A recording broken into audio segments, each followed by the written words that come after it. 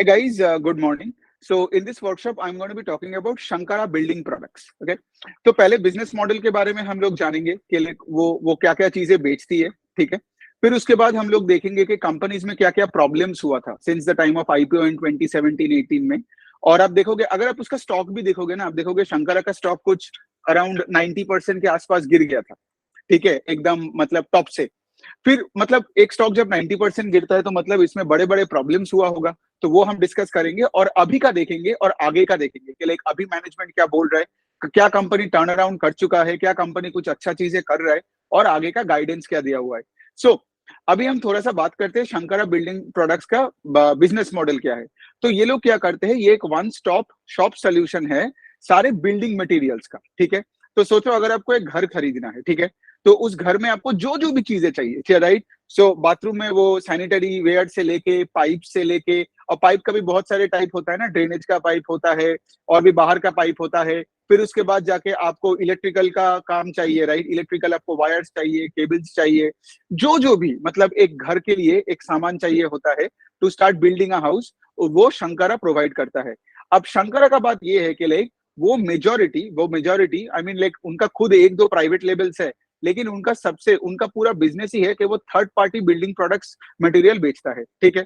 मतलब सोचो for example आज वो क्या क्या बेचता है। ये जो सारे कंपनीज हो गया, सेरा हो गया, पैरीवेयर, हिंदवेयर, फिर ये एंकर का स्विच हो गया, या पाइप्स के लिए भी अगर आप देखोगे अपोलो हो गया, एस्ट्रल हो गई, तो ये सारे चीजें शंकरा बेचती है। तो शंकरा बेसिकली दूसरों का सामान बेचने वाला एक कंपनी है, ठीक है। This is the best way I can put at it. तो थर्ड पार्टी के सारे सामान बेचते हैं in the building material space. So और अगर आप अब थोड़ा बात करते हैं शंकरा का रेवेन्यू का ब्रेकअप का, ठीक है। सो 91% उनका आज जो टोटल रेवेन्यू आता है वो आते हैं स्टील प्रोडक्ट से।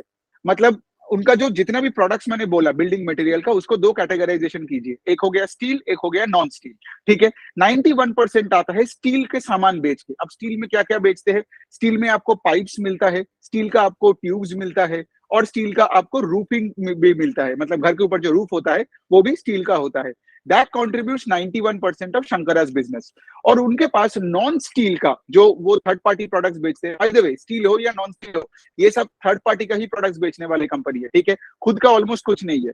9% ऑफ द टोटल रेवेन्यू आता है नॉन स्टील प्रोडक्ट से। मतलब क्या, ये जैसे बाथरूम का मैंने बात किया, कॉमोड हो गया, वॉश बेसिन हो गया, फॉसेट्स हो गई, फिर ये इलेक्ट्रिकल का चीजें हो गया, केबल वायर हो गया, राइट, फिर पेंट्स हो गई, राइट। तो ये सारी चीजें है नॉन स्टील, गॉट इट।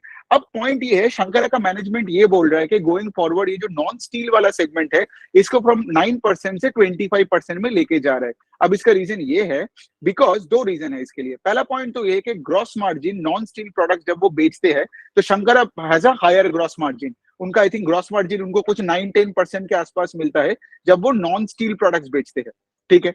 लेकिन जब वो स्टील के सामान बेचते हैं तो उनका ग्रॉस मार्जिन है 3 से 4%, ठीक है। तो इसीलिए गोइंग फॉरवर्ड शंकरा कोशिश कर रहा है कि ये जो 9% ऑफ टोटल रेवेन्यू जो नॉन स्टील से आता है, इसको 25%, 25% में लेके जाए, ताकि कंपनी को ऑपरेटिंग लेवरेज भी मिले और प्रोडक्ट मिक्स भी इंप्रूव होगा, राइट। तो ये बनता है बात, ठीक है। दूसरी चीज क्या है, अगर आप देखोगे स्टील का प्राइसेस ऊपर नीचे करता है तो इनका पूरा डिमांड सप्लाई बिगड़ जाता है। मतलब क्या, सोचिए, जब स्टील का प्राइसेस नीचे जा रहा है, अब देखिए मेनली शंकरा किसको ये सामान बेचता है, से फॉर एग्जांपल बिल्डर्स लोगों को बेचता है, और इनका रिटेल डिस्ट्रीब्यूशन भी है, ठीक है। तो सोचो अगर मैं एक बिल्डर हूं, ठीक है, मुझे पता है कि मुझे बहुत सारे स्टील का पाइप चाहिए अपने बिल्डिंग को बनाने के लिए, लेकिन अगर मुझे पता है कि steel prices globally are coming down, so I would postpone my purchase ना। मैं सोचूंगा जैसे नीचे आ रहे हैं और थोड़ा नीचे जाने दो फिर मैं खरीदूंगा। तो इससे क्या हुआ, शंकरा का उस दिन का तो सेल नहीं हुआ ना। तो ये बनता है सबसे बढ़िया बिगर प्रॉब्लम। दूसरे साइड में अगर लेट से आप एक कॉमोड बेच रहे हो, किचन सिंक बेच रहे हो, इसमें तो ये सामान, इसमें ये प्रॉब्लम होता ही नहीं है। ऑन दी अदर हैंड से फॉर एग्जांपल जब स्टील का प्राइसेस बढ़ता है तो इनका डिमांड भी बढ़ता है, बिकॉज सबको वही लग रहा है ना एज ए बिल्डर को कि लाइक नहीं बाबा अभी ले लेते हैं, स्टील का प्राइस तो कल जाके और बढ़ जाएगा। तो ये जो वॉलेटिलिटी है इसको रिड्यूस करने के लिए ही शंकर ने क्या किया, ना नॉन स्टील पोर्टफोलियो में ज्यादा फोकस किया। एंड ऑफ कोर्स उसमें ग्रॉस मार्जिन भी शंकरा को ज्यादा मिलता है। जैसे मैंने बात किया paints, electrical goods, sanitary ware, faucets, ये सब चीजों को बेच के, इलेक्ट्रिकल गुड्स मतलब वहां पे स्विच स्विच भी है, पंखा भी बेचता है, सब कुछ है। मतलब आप एक घर बनाने के लिए जो जो भी चीजें चाहिए होता है, शंकरा उसका एक थर्ड पार्टी, मतलब सारे थर्ड पार्टी ब्रांड्स का डिस्ट्रीब्यूटर आप बोल सकते हो। ठीक है, तो ये हमने बात कर ली। अब देखो, अब तक थोड़ा सा डिस्कस करते हैं कि लाइक उनका उनका चैनल्स क्या क्या है। ठीक है, मैं प्रॉब्लम्स में आ रहा हूँ कि उसका प्रॉब्लम्स पिछले 4-5 साल में क्यों क्यों वो कंसोलिडेशन फेज में गया, क्यों वो स्टॉक इतना गिरा था। तो अभी थोड़ा जान लेते हैं कि शंकर अभी क्या कर रहे हैं। They are trying to be more retail focused. ठीक है, तो अभी आप देखोगे उनका कुछ 91 स्टोर्स है, जहां पे वो अब देखोगे बिल्ड प्रो करके, शंकरा करके। अगर आप साउथ इंडिया से हो तो उनका कुछ 50% मार्केट तो केरला में ही है, सॉरी कर्नाटका में है, और उनका साउथ में ही, उनका साउदर्न रीजियंस में ही उनका स्ट्रॉन्ग होल्ड है। ठीक है, तो अगर आप साउथ इंडिया से हो, आपने पक्का कोई शंकरा का तो दुकान देखा होगा, लेकिन आप अगर अंदर जाके देखोगे वो दूसरे ब्रांड्स का सामान बेच रहे हैं, राइट। तो अगर आप यहाँ पे अगर देखोगे सिंपल, तो वो रिटेल पे क्यों फोकस कर रहे हैं, क्योंकि अगर आप रिटेल को सामान बेच रहे हो तो आपका मार्जिन ज्यादा है। अब कितना स्टोर्स मैंने बोला उनका है Q1 के बाद 91 स्टोर्स। ठीक है, इनका 4-5 साल पहले इनका 136 स्टोर्स था, तो इन्होंने कुछ 30-40 स्टोर्स बंद भी कर दिया, बिकॉज वो वाले स्टोर्स एकदम ही अनप्रोडक्टिव था, रेंट हाई है। और देखिए, अगर आप दूसरों का सामान बेच रहे हो तो आपका मार्जिन भी बहुत कम होगा। मैं मार्जिन का बात आऊंगा जब मैं रिजल्ट का थोड़ा डिस्कशन करूंगा कि इनका पैट मार्जिन कितना कम है। बिकॉज देखिए, अगर आप कोई भी थर्ड पार्टी का सामान बेचोगे ना, तो आपको तो उतना मार्जिन नहीं मिलेगा ना, राइट। आप सिर्फ उसका डिस्ट्रीब्यूटर बन गए हो। तो तो अभी क्या कर रहे हैं शंकरा, सिंस ये रिटेल में ज्यादा फोकस कर रहा है, जैसे रिटेल कंट्रीब्यूट्स नाउ 56%। रिटेल मतलब जैसे आप डीलर डिस्ट्रीब्यूटर के साथ बात किए, आपने इन्फ्लुएंसर्स के साथ बात की, राइट। जितना आपका इन्फ्लुएंसर नेटवर्क होगा, यहाँ पे इन्फ्लुएंसर कौन है, यहाँ पे इन्फ्लुएंसर सोशल मीडिया इन्फ्लुएंसर नहीं है। यहाँ पे इन्फ्लुएंसर है जैसे आर्किटेक्ट हो गया, पेंटर्स हो गए, फिर प्लम्बर्स हो गए। आप अगर इनसे ज्यादा बात करोगे तो क्या होता है, जब किसी का घर को पेंट करना होता है, या इलेक्ट्रिशियंस भी इन्फ्लुएंसर्स होते हैं, तो इलेक्ट्रिशियन या पेंटर आपके प्रोडक्ट को रिकमेंड कर देगा। और बायर का काम क्या है, बायर का तो काम है उस इन्फ्लुएंसर को पैसा देना, इन्फ्लुएंसर आपके पास आके सारे सामान लेके निकल जाएगा, राइट। तो आप घर में कोई भी काम देखोगे ना, वो अगर कोई नल का प्रॉब्लम हो या कोई कमोड का चेंज करनी हो, आप देखोगे ना, आप डायरेक्टली दुकान में जाके नहीं बात करते हो, आप एक इन्फ्लुएंसर से बात करते हो, जैसे प्लम्बर से बात करते हो। अब प्लम्बर जाके पाइप लेके आता है, तो इसीलिए अगर आप देखोगे बिल्डिंग मटेरियल का कोई भी कंपनी हो, उनका बिजनेस है इन्फ्लुएंसर। जैसे फॉर एग्जांपल एशियन पेंट्स का एक बहुत बड़ा एक इन्फ्लुएंसर कम्युनिटी है, राइट। एशियन पेंट्स का हो या पिडीलाइट का हो, कोई भी बिल्डिंग मटेरियल कंपनी, आप एस्ट्रल को देखोगे, राइट। तो ये इन्फ्लुएंसर बेस्ड बिजनेस मॉडल है, रादर देन डायरेक्ट B2C, मतलब मैं कस्टमर से बात नहीं करता हूँ। ओके, सो अगर मैं थोड़ा सा और बात करूं कि अभी इनका स्टोर का कंसोलिडेशन, अब थोड़ा बात करते हैं कि से फॉर एग्जांपल कंपनी में प्रॉब्लम क्या हुआ था। कंपनी का बहुत बड़ा वर्किंग कैपिटल का प्रॉब्लम आ गया था, बिकॉज इन्होंने क्या किया, अपना रिटेल का स्टोर बढ़ा के 130-140 तक लेके गया, IPO किया इन्होंने, ठीक है। उसके बाद अभी भी मुझे याद है, बिकॉज उस टाइम पे मैं तो मार्केट में तब तो मैं एक्टिव था, राइट। वो स्टॉक 2-2.5-3 हजार के आसपास भी चला गया था, ठीक है। फिर वहां से गिर के आज आप देखोगे 300 में है। तो इतना गिरा क्यों, बिकॉज पिछले 4-5 साल में ये पूरे कंसोलिडेशन फेज में था। इनका टॉप लाइन का अगर देखोगे कोई ग्रोथ वोथ नहीं था, और टॉप लाइन का तो छोड़िए, इनका डेट इतना बड़ा हो गया था और इनका वर्किंग कैपिटल इशू हो गया था। तो अभी आप देखोगे कंपनी धीरे धीरे करके वो सारी चीजों से निकल रहा है। अगर आप देखोगे, अगर मैं उनका वर्किंग कैपिटल डेज का बात करूं, वो 28 डेज है, और पिछले साल का सेम क्वार्टर में the working capital days were 44। इसका क्या मतलब, now they are able to sell their inventory at a much faster pace than they did in the last year. Got it? So in that way, if the working capital days come down, right, it's a good thing for shareholders.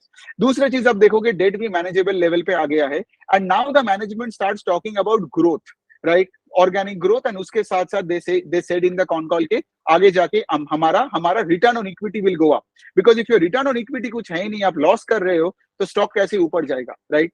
तो शंकरा का जो problems था वो हो चुका है।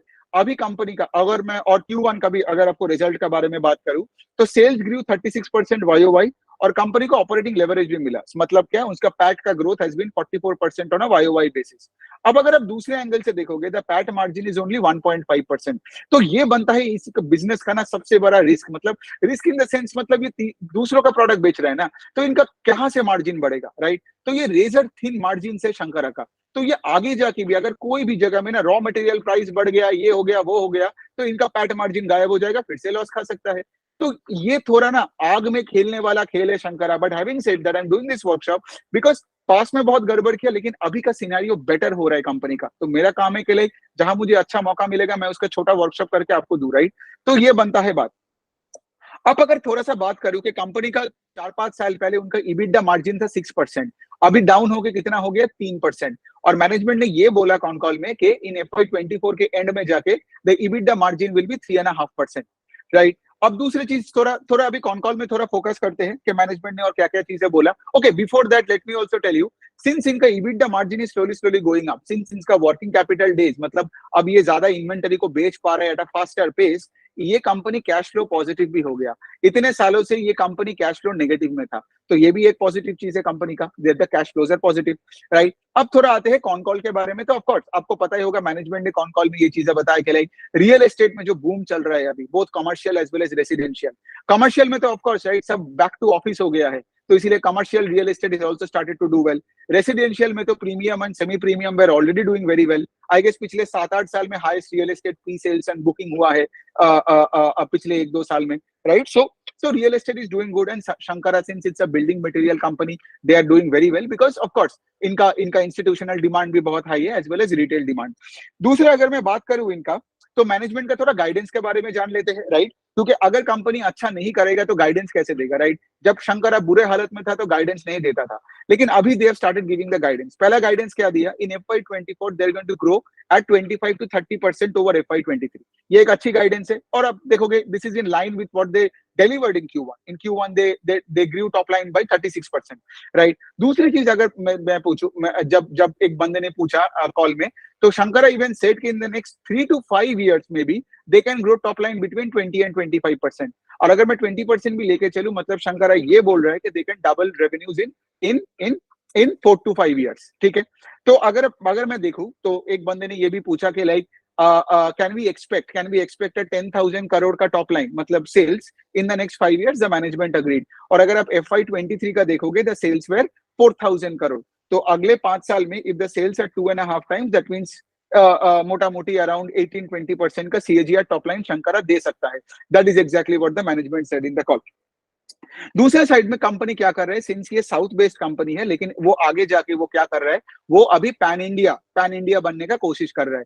Of course with more and more retail पे ज्यादा फोकस, इंस्टीट्यूशन पे थोड़ा कम फोकस. तो इन्होंने क्या किया, इन्होंने अपना वेयर हाउस भी ले लिया in states like Madhya Pradesh and Maharashtra.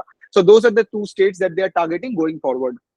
Okay, मतलब ये जो बोलते हैं, ये कंपनी बोलते हैं इनको as a fulfilment centre. Okay, और दूसरा और तो कुछ है नहीं. I think I have covered most of the things. अब ऑफ कोर्स Q2 का रिजल्ट आना है. Q2 के बाद हम देखते हैं कि गाइडेंस बरकरार रहता है, कि गाइडेंस को चेंज करता है, इन्वेस्टिंग डिसीजन वैसे लिए जाता है. अगर मुझे पूछो कि शंकरा में रिस्क क्या है, मेरे लिए वही पॉइंट है कि दूसरों का सामान आप बेच रहे हो, राइट. मतलब अगर आप दूसरों का सामान, और ऐसा भी नहीं कि you are a contract manufacturer, you are just selling their products, right. अच्छा, एक बात मैं बोलना भूल गया, जो शंकरा के लिए एक एडवांटेजियस बात था, कि APL अपोलो जो इंडिया का स्टील पाइप बनाने का one of the market leaders है, तो APL अपोलो शंकरा में इन्वेस्ट किया. तो इससे शंकरा को एडवांटेज क्या हुआ कि APL अपोलो का जो भी नया प्रोडक्ट पोर्टफोलियो में चीजें आ रहे हैं, शंकरा को उसका डायरेक्ट एक्सपोजर मिल रहा है. Got it. तो अगर आप देख रहे हो कि बिजनेस का टर्न अराउंड का बात जो मैं करता हूँ, राइट, ये क्या हुआ, वर्किंग कैपिटल इंप्रूव हुआ, डेट सिचुएशन इंप्रूव हुआ, कैश फ्लो पॉजिटिव हुआ, APL अपोलो जैसे कंपनी ने इसमें इन्वेस्ट किया, राइट. और अगर आप ये सारी चीजें देखोगे, तो शंकरा का आज वो हालत नहीं है जो पिछले 4-5 साल से हो रहा था. I just feel like the bottom has been done in the business. और सिंस मैनेजमेंट आगे जाके ROE का बात कर रहा है, 25-30% का ग्रोथ का बात कर रहा है, तो दैट ऑल्सो क्लियरली शोज के like the business is going to get better in the future. लेकिन हमारा काम ऐसा नहीं है कि लाइक हम कुछ प्रेडिक्ट कर ले, कुछ ऐसा करें. कंपनी के साथ बढ़ना है. Q2 जब होगा, उसका भी कॉन कॉल और रिजल्ट जानने के बाद I'll make another workshop and tell you के लाइक अपडेट क्या है. बिकॉज हमारे investment decision should be like in accordance with, से फॉर एग्जांपल कहाँ पे कंपनी जा रही है, और हम कोई ऐसा नहीं होते कि आज बैठ के हम बोल देंगे कि हम इतने डालेंगे और इतने साल के लिए होल्ड करेंगे. ऐसा इन्वेस्टिंग नहीं होता है. सो ऑन दैट नोट, आपको शंकरा रिलेटेड कोई क्वेश्चन हो तो मुझे आप कमेंट सेक्शन में लिख सकते हो. Thank you.